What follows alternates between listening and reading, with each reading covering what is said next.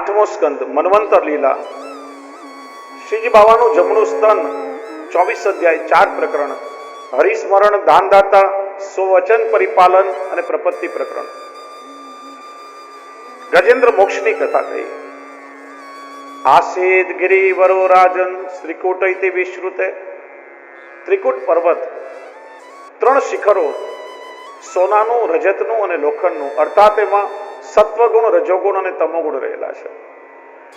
તળેટીમાં સુંદર મજાનું સરોવર અને તળેટીમાં ગજરાજ પોતાના પરિવાર સાથે નિવાસ કરે.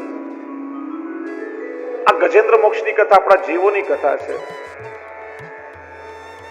ગજેન્દ્ર રૂપી જીવ આવે છે સંસારમાં, વિચારે કે આ સંસારમાં બધા જ મોજ શોખના સાધન મને મળી જશે,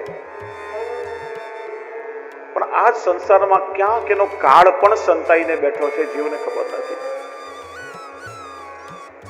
જો આ જ ગજેન્દ્ર પૂર્વ જન્મમાં દક્ષિણ ભારતમાં ઇન્દ્રધુમ્ન નામનો રાજા હતો.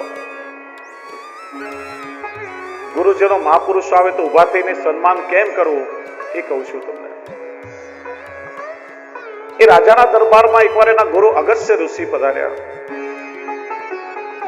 રાજા પ્રમાદી હતો, ઉભો ન થયો, સન્માન ન કર્યું.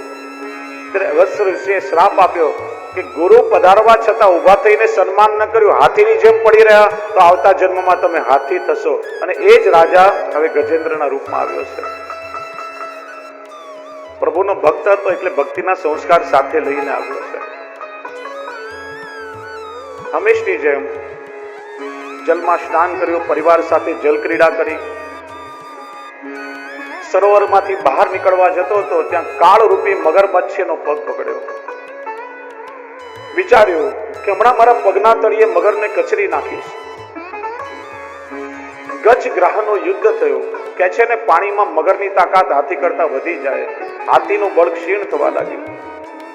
જો જ્યાં સુધી શરીરના બળનો ભરોસો તો ભગવાન પ્રગટ થયા નથી. પછી લૌકિક વ્યવહારોનો આશ્રય કર્યો. અમારો પરિવાર ઉભો છે, કોઈ મને બચાવો, મદદ કરો, આ પાણીમાંથી બહાર કાઢો. બધા ઉભા રહીને તમાશો જોયા કરે, કોઈ મદદ કરવા ના આવ્યું. જ્યાં સુધી લૌકિક વ્યવહારનો આશ્રય હતો, પ્રભુની કૃપા ન થઈ. નિસ્સાધન થયો. પ્રભુની આર્ત સ્તુતિ કરી, પ્રભુ આ જગતમાં મારી રક્ષા કેવલ આપ કરી શકો. જ્યાં લૌકિક આશ્રય છૂટ્યો, પ્રભુનો આશ્રય થયો. હરિ શબ્દ હ બોલે ત્યાં તો ભગવાન ગરુડ પર બિરાજીને પધાર્યા, અને રી બોલે ત્યાં તો સુદર્શન ચક્રથી મગરનું મસ્તક છેદી નાખ્યું ઠાકોરજી. પ્રભુએ રક્ષા કરી છે. ગજેન્દ્રએ કમળનું પુષ્પ તોડી પ્રભુના ચરણોમાં સમર્પિત કર્યું છે. પુષ્પ એટલે સુમન, સુમન એટલે ભક્તનું સુંદર મન, ભાવયુક્ત મન, એ પ્રભુ સ્વીકારે છે. પ્રશ્ન થાય, ભગવાન કોની વિનંતીથી પધાર્યા? ગજેન્દ્રની. અને ઉદ્ધાર કોનો કર્યો? મગરમચ્છનો. કેમ કે શાસ્ત્ર કે ભગવાન સુદર્શનથી જેને મારે એને મોક્ષ મળી જાય. એનું કારણ શ્રી મહાપ્રભુ બતાવે છે. મગરમચ્છે હાથીનો પગ પકડ્યો ત્યારે હાથી પ્રભુની આર્ત સ્તુતિ કરી પોકારવા લાગ્યો. મગરે વિચાર્યું કે જાણે અજાણે આજે કોઈ પ્રભુના ભક્તના ચરણ મારા મુખમાં આવી ગયા છે, અને જે રીતે આ ભગવાનને પોકારી રહ્યો છે, ચોક્કસ પ્રભુ પધારશે. હવે અમારા ભક્તના ચરણ છોડવા નથી.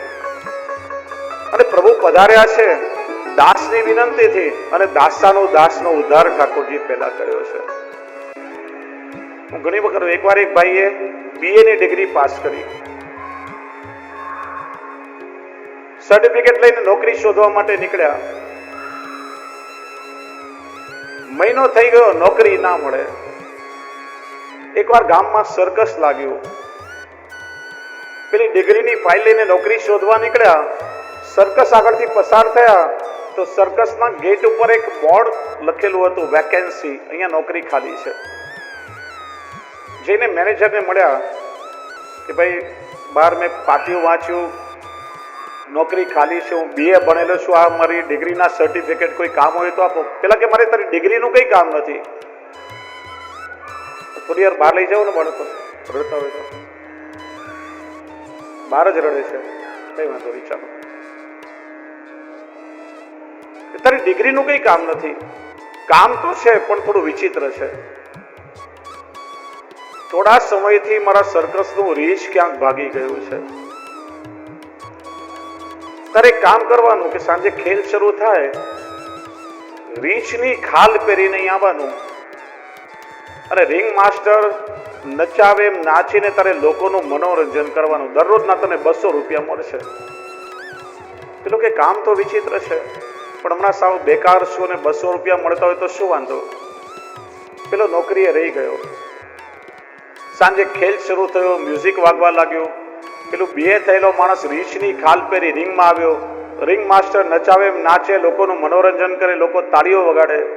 ત્યાં સામેથી સિંહનું પાંજરું આવ્યું. ગર્જના કરતો સિંહ ઉતર્યો. પેલો રીંછ ગભરાયો, આ તો 200 રૂપિયામાં હમણાં મારો જીવ જશે, ભાગ્યો. ત્યાં અવાજ ઉભો રે, તું BA છે તો હું MA છું. તું 200માં ગોઠવાયો, હું 500માં ગોઠવાયો છું. એમ જગતમાં બધા લોકો આપણા જેવા અલ્પ સામર્થ્ય વાળા છે. આપણે વિચારીએ ફલાણો વ્યક્તિ મારું કામ કરી આપે, પેલો મને મદદ કરશે. શ્રી મહાપ્રભુજી કહે છે જીવ અલ્પ સમર્થ છે, પ્રભુ સર્વ સમર્થ છે. જીવ અલ્પજ્ઞ છે, ભગવાન સર્વજ્ઞ છે. જીવ એકત્ર છે, ભગવાન સર્વત્ર છે. જીવ નિરાધાર છે, ભગવાન સર્વાધાર છે, સર્વેશ્વર છે, સર્વાત્મા છે. આશ્રય કરો તો સર્વ સમર્થ પ્રભુનો આશ્રય કરો. જ્યારે જ્યારે લૌકિકનો આશ્રય કરશો ત્યારે ત્યારે નિરાશા અને નિષ્ફળતા મળશે. પ્રભુનો આશ્રય કરશો તો ઠાકોરજી ચોક્કસ કૃપા કરશે. સ્વભાવ છે. એ રીતે ચરિત્ર બતાવ્યું. આગળ બલિરાજાનું ચરિત્ર બતાવ્યું.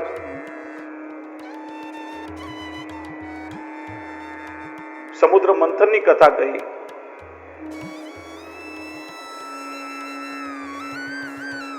ઇન્દ્ર હાથી પર બેસીને જતા હતા. રસ્તામાં દુર્વાસા મુનિ મળ્યા. દેવોનો રાજા જાણી પ્રભુની પ્રસાદી માળા પહેરાવી.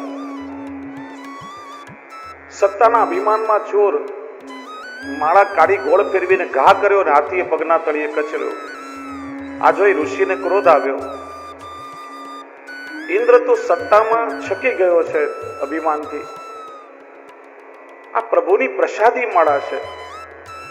એક એક ફૂલ ભક્તોનું સ્વરૂપ છે, તે ભગવાનના ભક્તોનો અનાદર કર્યો. અને પુષ્પમાં લક્ષ્મીનો વાસ છે, તે લક્ષ્મીનો પણ અનાદર કર્યો. લક્ષ્મી વગરનો થઈ જા, દર દરની ઠોકરો ખાઈશ ત્યારે સમજમાં આવશે, શ્રાપ આપ્યો. આ પુષ્પનું સ્વરૂપ છે. જો વૈષ્ણવ પુષ્ટિ માર્ગમાં દરેક લીલા સામગ્રી એ ભાવાત્મક છે. શ્રી ગુસાઈજીએ શ્યામદાસને માલાની સેવા સોંપી. વિચાર્યું આ માલાનો ભાવ શું, જાણો તો સેવામાં વધારે રુચિ થાય. શ્રી ગુસાઈજીને પૂછ્યું. શ્રી ગુસાઈજી આજ્ઞા કરી, શ્યામદાસ આ પુષ્પ નથી, આ સુમન છે, વ્રજ ભક્તોનું કોમલ મન છે. એમને એક તારમાં પરો એ માલા સિદ્ધ કરીને તમે ઠાકોરજીને અંગીકાર કરાવો તો પ્રભુના મન સાથે વ્રજ ભક્તોનું મન એક રૂપ થાય. એ સેવાથી ઠાકોરજી પણ પ્રસન્ન થાય અને વ્રજ ભક્તો પણ પ્રસન્ન થાય. બીજે દિવસે માલા સિદ્ધ કરતા હતા. સોય પરોતી વખતે વિચાર કર્યો કે શ્રી ગુસાઈજી આ કે આ વ્રજ ભક્તોનું કોમલ મન છે, એમાં સોય કઈ રીતે પરોવું. ફરી આવ્યા, વિનંતી કરી. ત્યારે શ્રી ગુસાઈજી કે આ સોય નથી, સૂચિકા છે, દૂતી છે. એ વ્રજ ભક્તોના મનમાં જઈ સૂચના આપે છે, વધાઈ આપે છે કે આવતીકાલે પ્રભુના શ્રીઅંગનો સ્પર્શ સુખ તને મળશે. એક એક લીલા સામગ્રી અલૌકિક છે પુષ્ટિ માર્ગમાં. અસુરોએ આક્રમણ કર્યું. શાપના કારણે બધી સંપત્તિ હાથમાંથી ચાલી ગઈ. પ્રભુ પાસે આવ્યા. કહ્યું એક જ ઉપાય છે, સમુદ્ર મંથન કરો, અસુરોની સાથે મળો, સંધિ કરો, એમાંથી અમૃત નીકળે. અમૃત પીને તમે અમર બનો તો તમે અસુરોને હરાવી શકો. દૈત્યો અમારા શત્રુ છે, એની સાથે સંધિ કેમ કરી? ભગવાને રાજનીતિ શીખડાવી. પેલી વાત તો કે જેનો સમય સારો ચાલતો એની સાથે ક્યારે શત્રુતા ન કરો. બીજું, સમાજમાં કોઈ મોટું કામ કરવું હોય તો શત્રુ સાથે પણ સંપ કરવો પડે છે. જો છો ને રાજનીતિમાં બધું બધા ભેગા થઈ જાય અને થોડી લાલચ આપો એમને અમૃતની, થોડા વખાણ કરો, ફૂલાઈ જશે. અસુરો રાજી થયા. મંદ્રાચલ પર્વતને વલણો બનાવ્યું, વાસુકી નાગને નેત્રો બનાવ્યું. હવે મોઢા પાસે કોણ રહે? ભગવાને ફરી ઉપાય બતાવ્યો. અસુરોને કહ્યું કે પૂંછડી વાળો ભાગ અશુભ કહેવાય, અમે તો મોઢા પાસે રહેશું. તો અસુર કે અશુભ ભાગમાં અમે શું કામ ઉભા રહીએ? મોઢા પાસે તો અમે જ રહેશું. દરેક વખતે ભગવાને કામ કર્યું છે. સમુદ્ર મંથન શરૂ થયું, મુખમાંથી જ્વાલાઓ નીકળવા લાગી વિષની, અને અસુરો બધા કાળા થયા. એટલા માટે ચિત્રમાં અસુરો કાળા બતાવે છે. મંદ્રાચલ પર્વત ડૂબવા લાગ્યો અને ત્યારે ભગવાને કૂર્માવતાર ધારણ કર્યો, પોતાની પીઠ પર પર્વતને ઝીલી અને સમુદ્ર મંથન સફળ બનાવ્યું. આ સમુદ્ર મંથન આપણા સૌનું મનોમંથન છે. મનરૂપી મંદ્રાચલ, એક તરફ દેવ, બીજી તરફ અસુર. ક્યારેક સારા વિચારો આપણા મનને પોતાના તરફ ખેંચે, ક્યારેક ખરાબ વિચારો આપણા મનને પોતાના તરફ ખેંચે.